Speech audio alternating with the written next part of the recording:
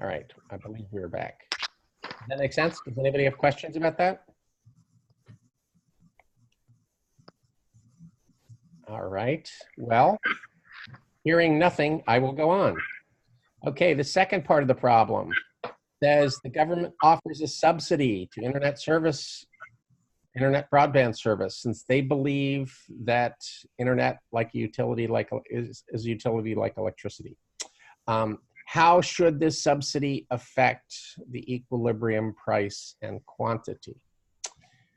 Okay, the answer to that question, let's see if we have the graph here. Yes, the answer to that question is the way a firm treats a subsidy is as a reduction in production cost, okay? So at the original quantity, here Q0, while it's costing this much to the firm, when they get the subsidy, that lowers their cost to this point right here, okay?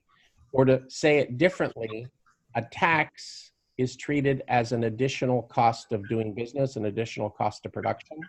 A subsidy is the opposite of a tax.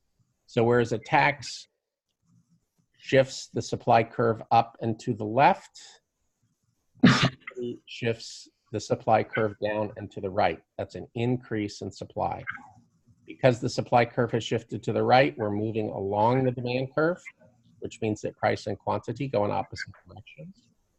So the effect of the subsidy is to lower the price for customers and to increase the equilibrium quantity, so more customers will get broadband, which is what the purpose of the policy was. Does that make sense to you? Brittany, you're giving me the stone face. Remind me never to play poker with you. Any questions?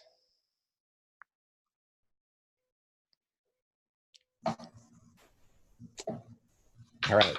Now, the third part says, let's suppose both things happen simultaneously. Okay, what you literally do is you take the first graph and you superimpose it on the second graph, and you get a graph that looks like this one. Okay. Now, what we know is that in the first scenario, switching to broadband, the demand rose, and that brought the equilibrium quantity up here. Then in the second scenario, the subsidy, the supply increased and the quantity increased even more. So the equilibrium quantity increased twice. So we went from this point originally to this point. So what we can say without any question is if we put both events together, the equilibrium quantity is definitely going to rise. With the price, however, it is more complicated. Okay, it's more complicated because in the case of broadband, the increase in demand pushed the price up, but in the case of the subsidy, the increase in supply pushed the price down. So price is moving in opposite directions. Now, it's natural for someone to say those things are going to offset one another, but in fact, we can't say that. It's going to depend on which curve shifts more. And I didn't give you that information. So the correct answer here is we can't really tell what happens to the price. We know for sure that the quantity is going to rise, but we can't say for sure what's going to happen to the price. Okay, that's the general rule when both curves are shifting. We're going to only be able to tell what happens to either the price or the quantity, but not the other one. The other one will be indeterminate.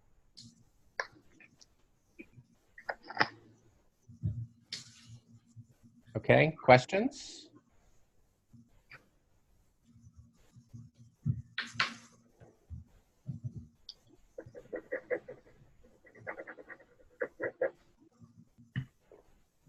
There will be a problem like this homework assignment on the exam. It will have multiple parts. I'll walk you through it. Okay. You don't need to draw the graphs, though I recommend that you do. but the questions themselves, as I said, are multiple choice questions. All right. So one curve will shift, the other curve will shift, and then you put them together to figure out the answer.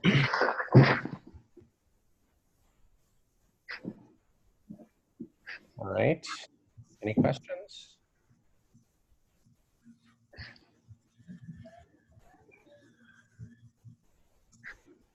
Okay, well, then let's move along. The next thing that I wanted to talk about was price floors. Okay. The thing to understand with price ceilings and price floors is they are legal restrictions on businesses' ability to charge for their product. So, for example, in this case, we have a price floor, all right? A price floor is defined as a legal minimum price. Okay, a price ceiling is a legal maximum price. All right.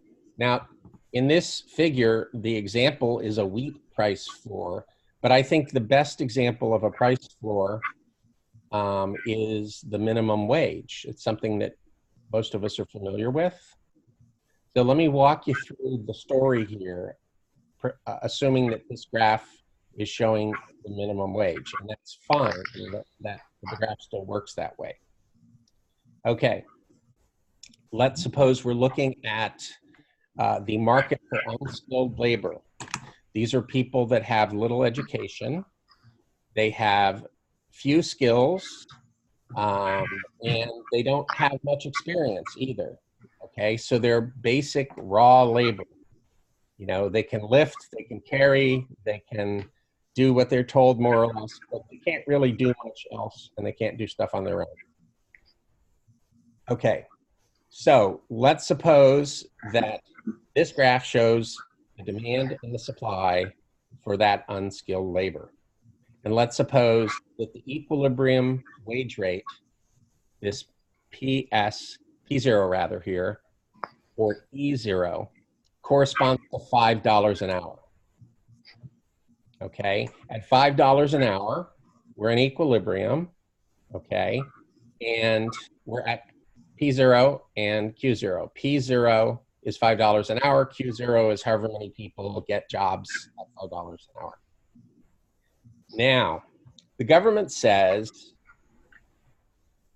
we're a rich country, we think everybody should work, but we also think that if you're working full-time, you ought to be able to afford a basic standard of living.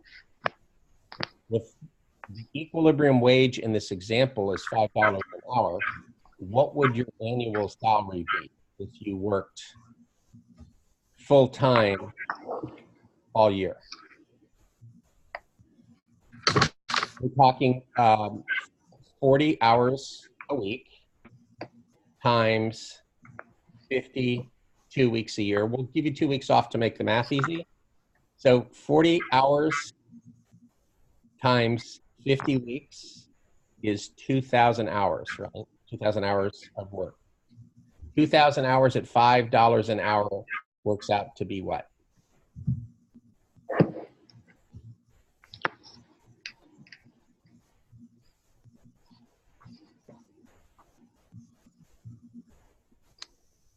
What's 2,000 times 5? You ought to be able to do that in your head.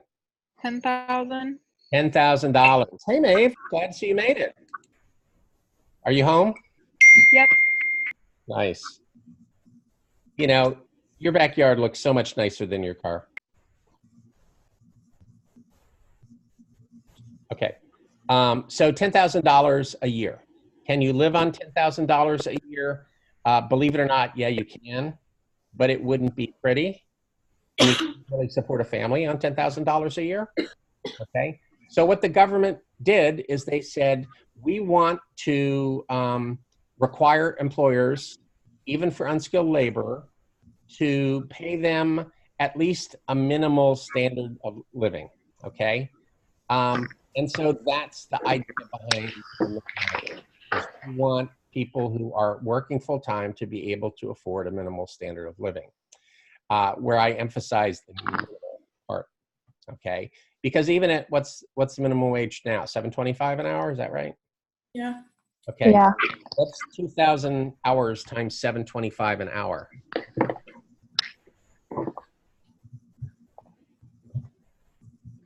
It's under $15,000 a year, I think. Yeah, 14,500. So even with the minimum wage, it's not particularly generous, right? The problem here is minimum wage hasn't changed in a long time, but prices have risen. So that money doesn't go very far, even if it once did. But that's okay, because what we want to do is we want to use this graph to analyze the effects of the price floor, the minimum wage. Okay, this is just straightforward application of supply and demand. Okay, think about what a demand curve shows, think about what a supply curve shows. When the government says you have to raise the price of labor, the wage rate, up to PF, an increase in the wage rate does what to employers' demand for labor? Goes down. It's going to go down, because if we make them pay more for workers, they're going to hire fewer workers. Okay. On the other hand, if we pay workers more workers are going to be willing to work. So what we see there is there's a movement up the demand curve, and there's also movement up the supply curve. What that means is we started in a situation of equilibrium, and now we have a surplus, an excess supply. Quantity supplied is out here, quantity demanded is down there. In the case of the minimum wage, the word surplus has an actual, a more important meaning that you might think. What's the other word for surplus that we use in the situation of the minimum wage? What's going on here?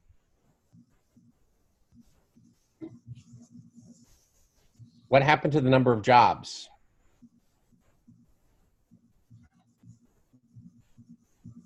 It was Q0, and now it's QD.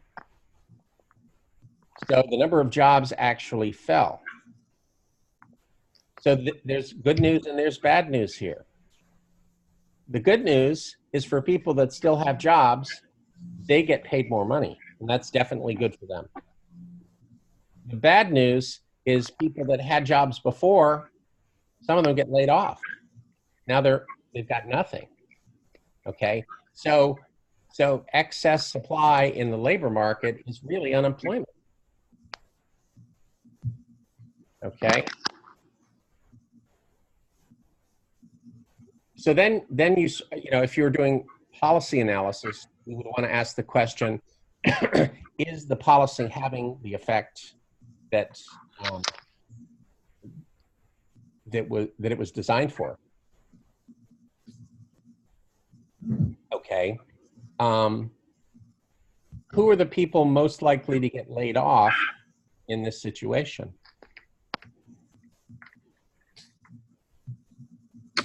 This is a practical question. Imagine you're the boss, you're the employer. The less skilled people.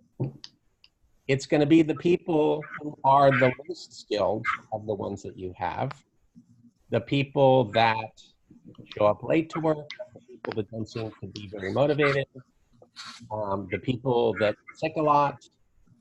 And you know, you might argue that those are the people who need the help the most, and they're not getting it from this policy. Okay, usually in the real world, what happens is we look at how much do wages go up compared to how many people lose their jobs. If the minimum wage is a lot higher than the equilibrium wage and only a few people lose their jobs, then maybe we say that's okay. That's an improvement.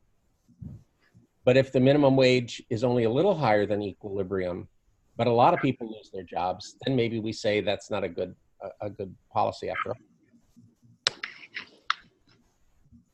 So price floors that are above the equilibrium, that's what we mean by binding.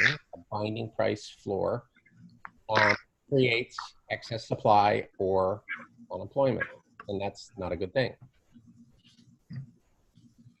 Price ceilings are the opposite of price floors.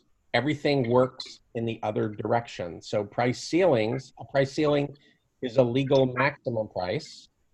And if the legal maximum price is below the equilibrium, then you're going to have shortage. With a price floor, you have a surplus. With a price ceiling, you have shortage.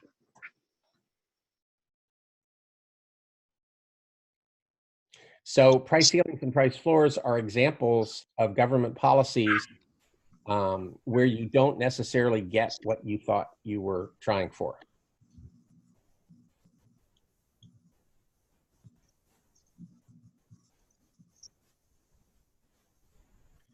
All right. Any questions about that?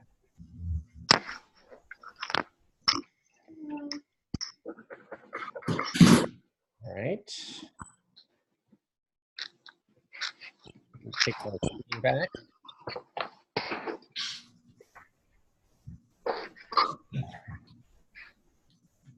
Oh, looks like we lost the screen. That's too bad. Let's see. Ooh, that was loud. Was that you, Sarah? I don't think so. I hope not. Good. Hey, Sammy. Hello. Okay. Sammy, were you here when I talked about the midterm? I was not. Okay, so let me just quickly recap for you. Okay. The midterm is 30 multiple choice questions. Okay, it will show up as a quiz on Canvas. All right. It is designed for an hour. I give you actually a little more time than that.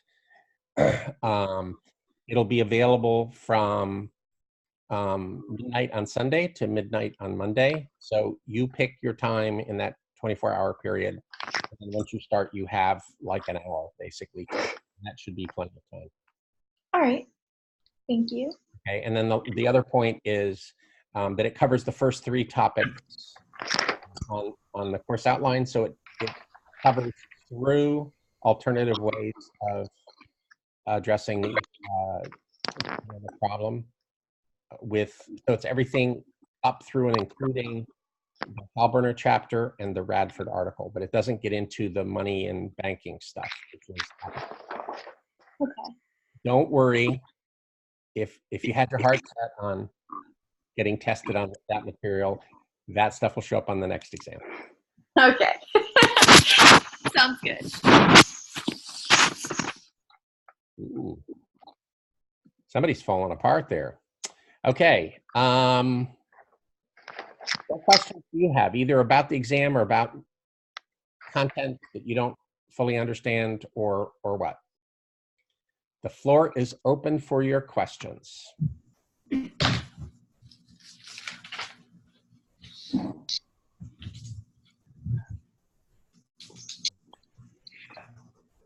This I have a doesn't question. really. Oh, go ahead. Christine, you're back. Or you reappeared. Sorry. Go ahead. I had a question about the discussion questions, because That was if my I go, if I go on my Canvas, I don't have any discussions, but on her Canvas, she has discussions. So I don't know what I'm supposed to do about that. Really? Okay. All right. Let me just check something. Okay, Caroline. Caroline Bird? Yes. Okay. All right. So let me just put it up there. No, I think, okay.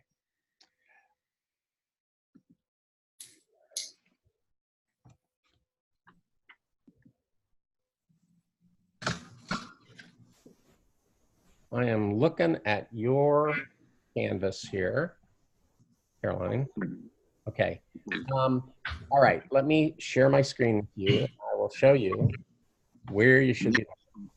All right. Mine is Maggie. I don't have them. Yeah, I have it. She doesn't. So Caroline has them, but Maggie doesn't. Okay. Got it.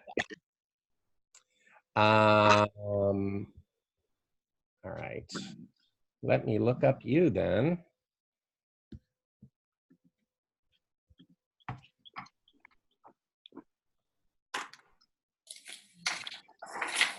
All right. So Maggie, you do not, you think? Yeah, I think I don't. Okay. I hope you do. Morgan, But we'll check it out. We'll check it out. Okay. Morgan also said she didn't have the discussion questions. Morgan doesn't know what she's talking about. Okay. I'll add to it. I don't have the discussion questions either. Well, so. I don't have the discussion questions either. I also don't have them. I am looking, okay.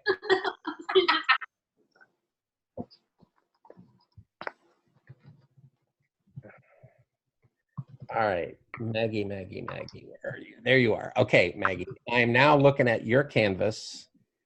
And I'm going to be embarrassed if I can't find them.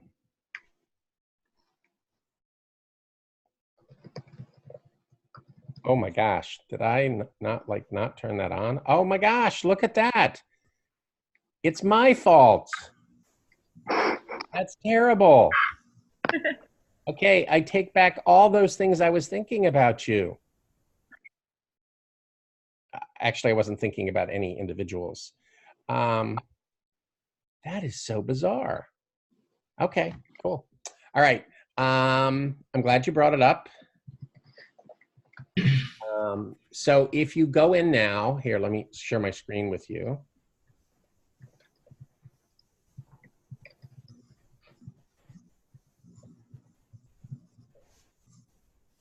Okay. If you click on, let's go back to home for a second, click on the discussion tab here.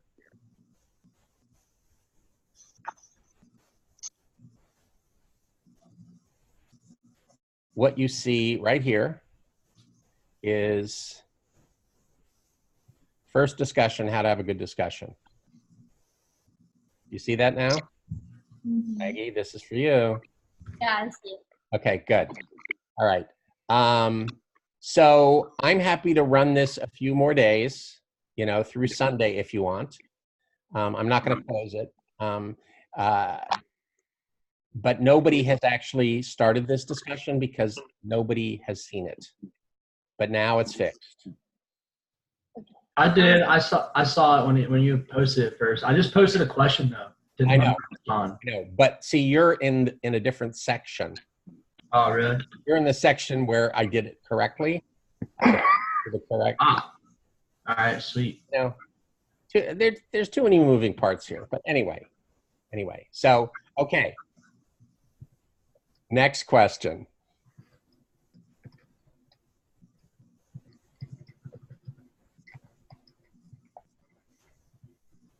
Now it's gotten silent.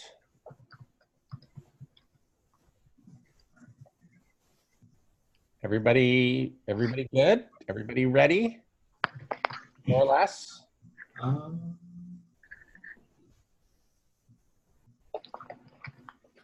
Resource allocation. Could Yes. you further explain that? Yeah, okay. Resource allocation means every society faces scarce resources, right? So if you're looking at it from the point of view of a nation, okay, the US has a certain amount of labor, a certain amount of equipment, a certain amount of raw materials, a certain amount of all resources that are necessary to produce stuff. So in 2019, we have a finite amount of those resources. So the question of resource allocation is, how are we going to use what we've got to get what we need and want? Okay, the answer to that question is resource allocation. It means how are we going to divide up the stuff to produce what we want and need? One way to see this, one way to illustrate this, is if you look at a production possibilities curve, the point on the curve where we are is the resource allocation, because it tells you how many of each good we decided to produce. Good question.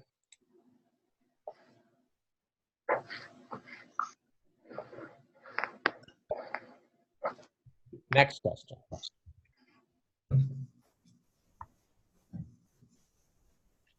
You guys have earned your keep tonight.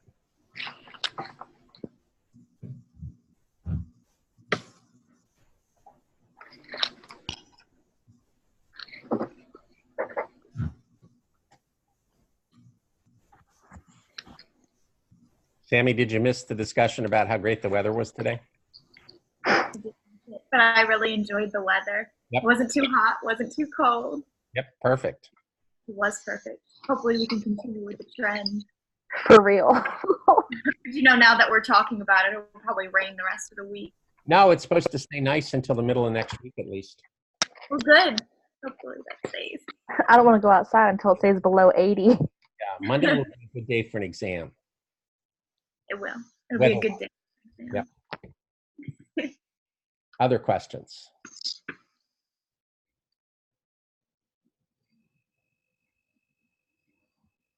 Okay, like I said, I'll be around this weekend. I'll be online. So if you do have questions as you're studying, shoot me an email and we can set up an appointment to talk. Otherwise, good luck, and I'll see you next week. Thank you, guys. Thank Thank you. you. Thank you. Bye. Good night. Night.